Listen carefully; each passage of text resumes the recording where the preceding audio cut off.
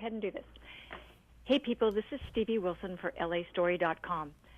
You know, I always get to talk to some really interesting people, but today is extra special because we're talking to Penn Gillette from Penn & Teller and his friend Tim Jenison. And what they're doing is they've got a new project going on, and it's really different because it's about a documentary that has been done called Tim's Vermeer. And it's out on Blu-ray and digital.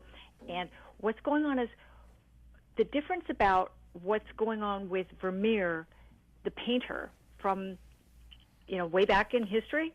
And we'll put all the information on that on the blog. But the point about this is that some of his paintings have a look of photography or photographic influences long before there was cameras.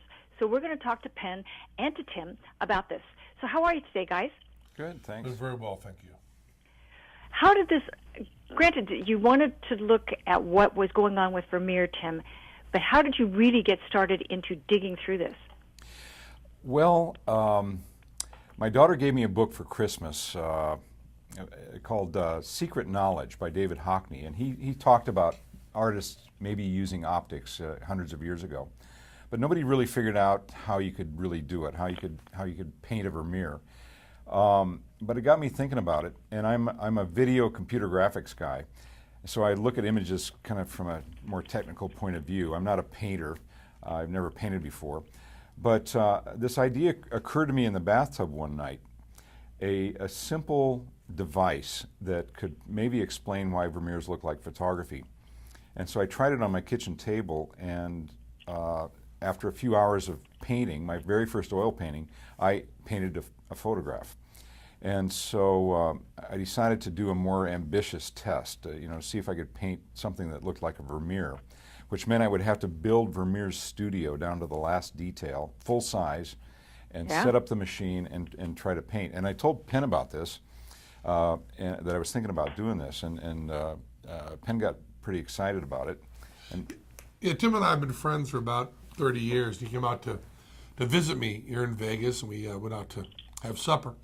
And he started talking to me about how he felt he had solved the biggest mystery in all of art, which is how Vermeer made what looks exactly like photographs 150 years before the invention of photography.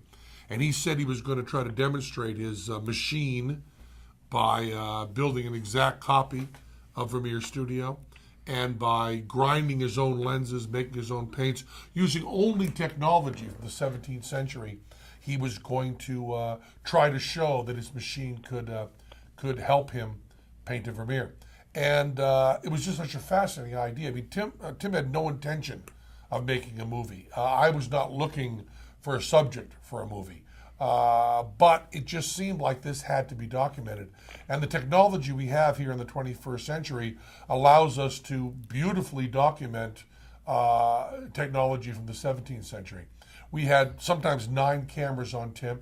Every brushstroke was covered. We put Tim under a microscope as he climbed this artistic Mount Everest, to mix a lot of metaphors there.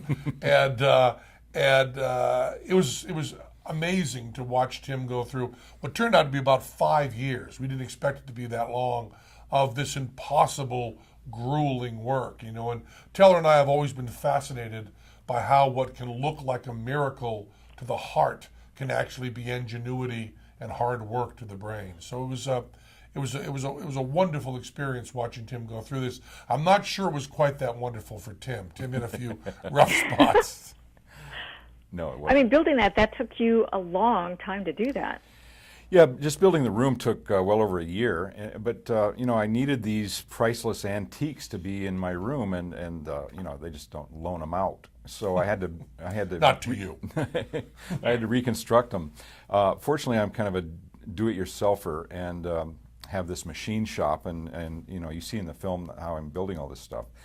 And then when I got the room all finished and it looked exactly right, I got the costumes for the people, and I basically, it was kind of like a time machine almost. I was back in the 17th century using 17th century technology, and I set up the machine the way I thought Vermeer must have used it. and then I discovered the machine didn't work. And Oh my. yeah, so you'll see that in the film. But fortunately, I found a workaround, and the machine ended up working very, very well.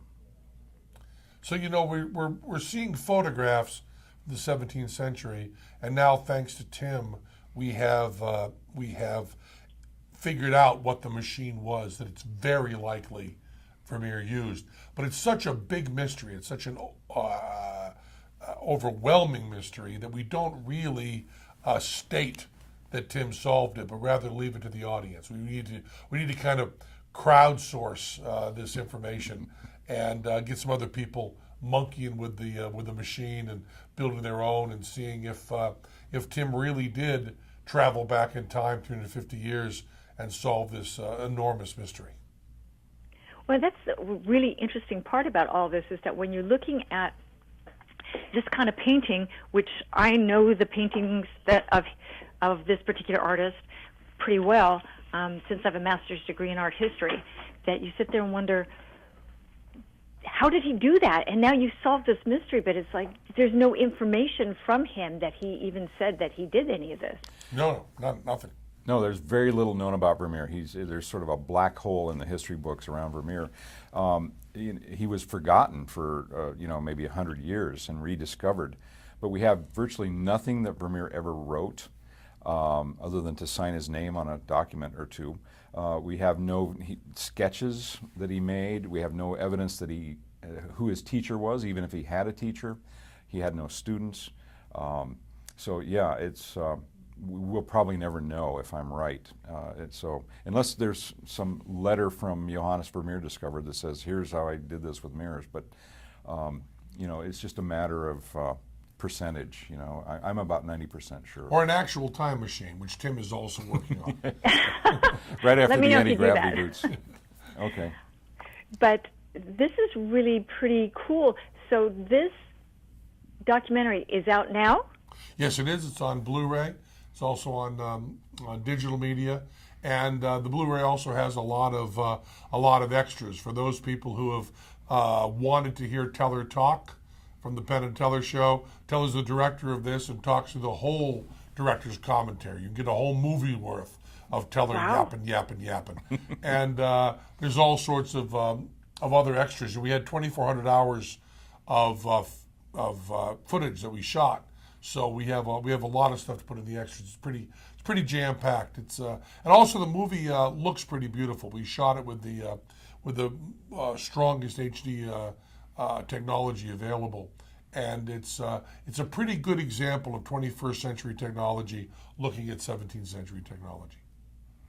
And that's just fascinating, because it really gives somebody pause to think about what can be done, and the ingenuity that if you go backwards a little bit, you can actually find something that's usable even today to give you that same kind of effect in terms of artwork. I think almost anybody could use this machine.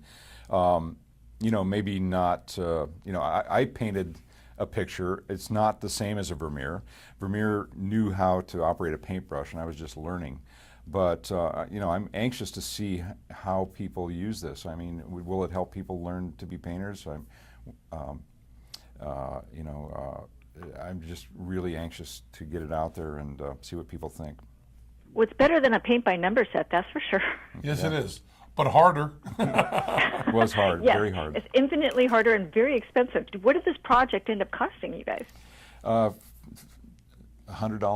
I don't know. Hundreds of dollars. Dozens of dollars. Well, it wasn't really all that expensive, to build the room and stuff. I mean, it's just going and buying wood. Unless you want to pay Tim minimum wage, Right. In which case it's the most expensive movie ever made. He worked a long time on it. I did. Yes. Sweat equity, they call it. Yeah. Well, 2,400, feet of footage. Yeah. That's a lot of footage to have to go through and edit. Yeah, there's Teller and our wonderful editor Patrick Sheffield worked on it. Like I said, it took 5 years to put this together, and it's pretty remarkable watching Tim go through this. Wow, this is really impressive. So where would somebody go if they want to get this documentary?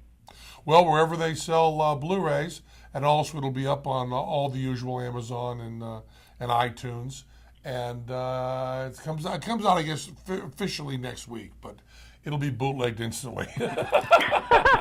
Well, Father's Day coming up, so think about it this way: for the guy who likes to do, quirky projects, this is it. Yeah, for a guy who thinks that he's done nutty stuff in his basement, he can be one-upped by this.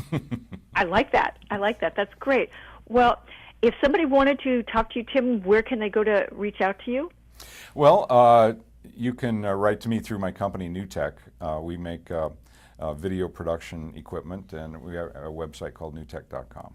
Okay. And then, Penn, if somebody wanted to ask you a question about this project? Penn and Teller, the Penn and Teller website, easy to find. There's also a Tim's Vermeer website that'll take you to both of us. Oh, excellent. That's great. That's perfect. Okay, people, we'd like to thank Penn Gillette and de facto Teller for doing all his work too, and Tim Jenison for their time today. This is really, really an amazing documentary. It's something that you could actually show it to your kids and have them get inspired to learn about getting technical and going back and doing DIY projects. And maybe they can do something as creative as Tim has, but maybe not as expensive or as long to do. Well, my children, they're 8 and 9, and they really loved it. Yeah, this is awesome. This is like really, really something special. And to me, it's like really cool because it's bringing history to life. It sure is. Yeah. And that's something people don't get.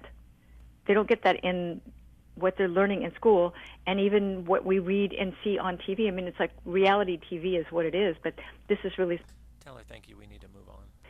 So amazing. Okay, well, thanks so much. I'm glad you liked it. Thank you, Stevie. Thanks for having us on. Thank you so much. And people, this is Stevie Wilson for LAstory.com saying see you soon. Bye. Thanks.